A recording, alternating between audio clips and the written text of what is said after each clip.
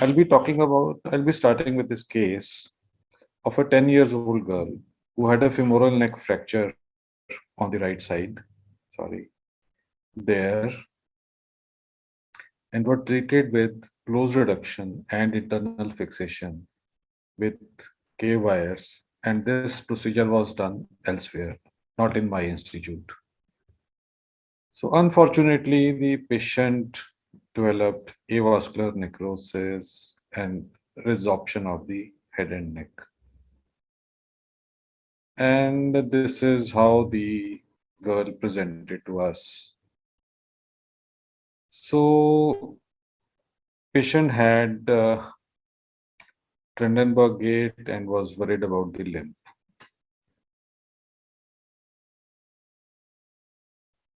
So, what we did was Ilizarov hip reconstruction procedure using the limb reconstruction or monolateral fixator. And this is what we did. And this is after about 6 weeks, and then the thing were consolidating. And we removed the fixator after consolidation, but this patient had at the distal site a femoral shaft fracture, which was treated by close reduction and elastic nailing there, if you see. And this is a follow-up at 1 year. You can see that the function is full. She's able to squat. She's able to, there's no problem with the standing. Her limb length discrepancy is not there. And she's able to sit cross-legged. And that's her gait. And if you don't see the scars there on her right side, you can hardly notice the limb.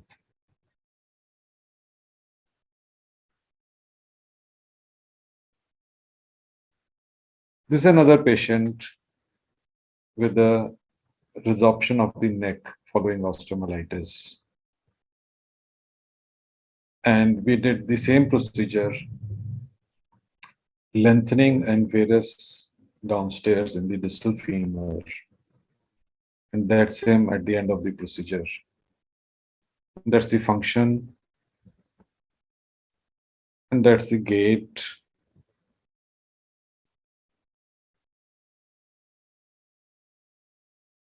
And you can hardly make out which side is involved.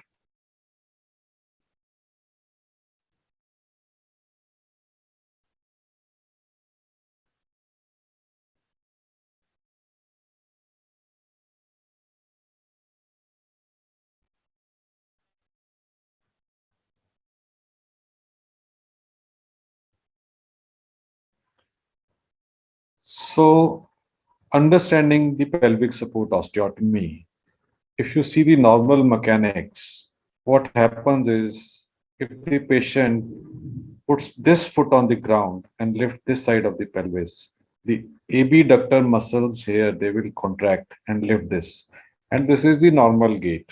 However, if there is a abductor insufficiency or there is a break in the lever arm, what happens is that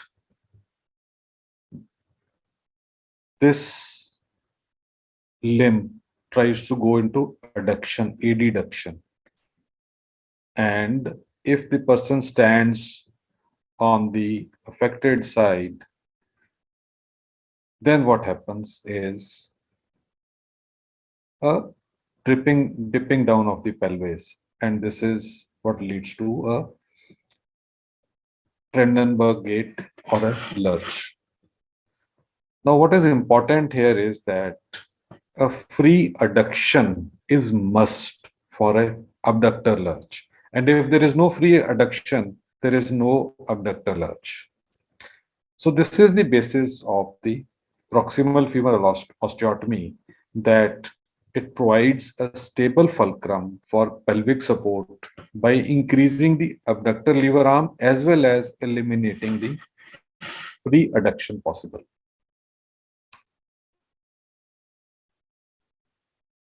So there are some variations of pelvic support osteotomy. It was described first by Milch in 1941, where it was subtrochanteric with less valgus, Shan's in 1951. Ilizarov modified the above with a additional lengthening and vericization in the distal part of the femur to correct the mechanical axis. And if you don't do that, there is a lateral axis deviation at the knee, leading to a lateral compartment osteoarthritis in later stage. And in conventional PSO, the shortening is also not addressed.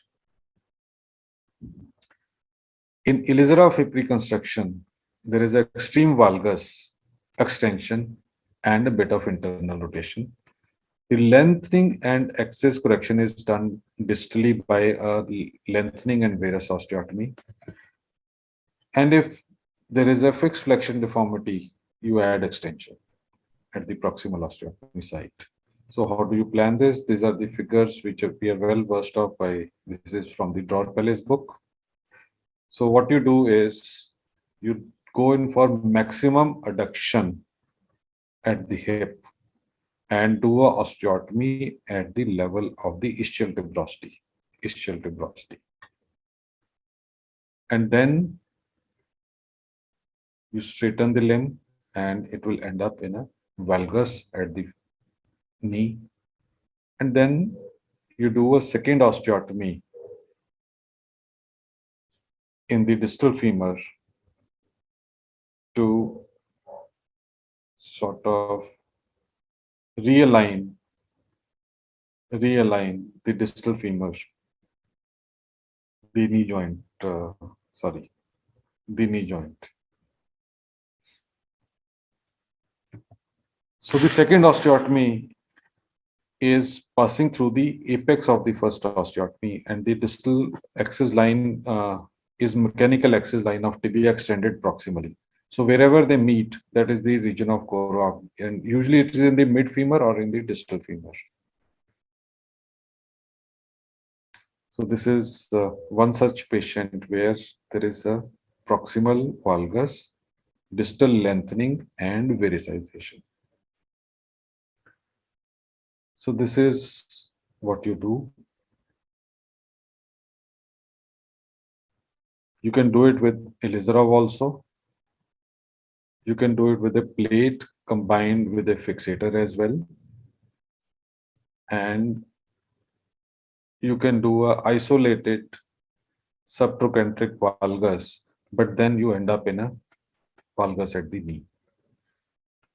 So one has to achieve about 15 degrees more abduction of the distal fragment than the maximum possible adduction at the hip. So let's say this adduction is 70 degrees. Sorry. So you abduct the fragment 70 plus 15. So that would be around 90 degrees. So usually adduction is around 50 degrees or so. So you have to abduct 50 plus 15. So that will amount to around 65 degrees.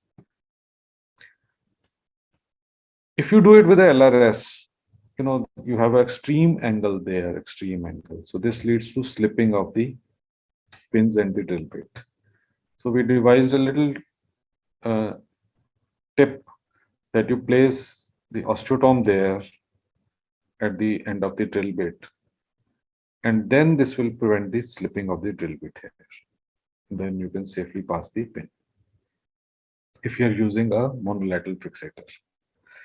So in conclusion, pelvic support osteotomy is based on taking away free adduction along with abductor tensioning. Limb axis of valgus resulting from proximal femur abduction osteotomy is corrected by a femoral osteotomy at a distal level, usually in the middle or distal third. And distal femoral osteotomy also allows lengthening and limb length equalization. Thank you so much.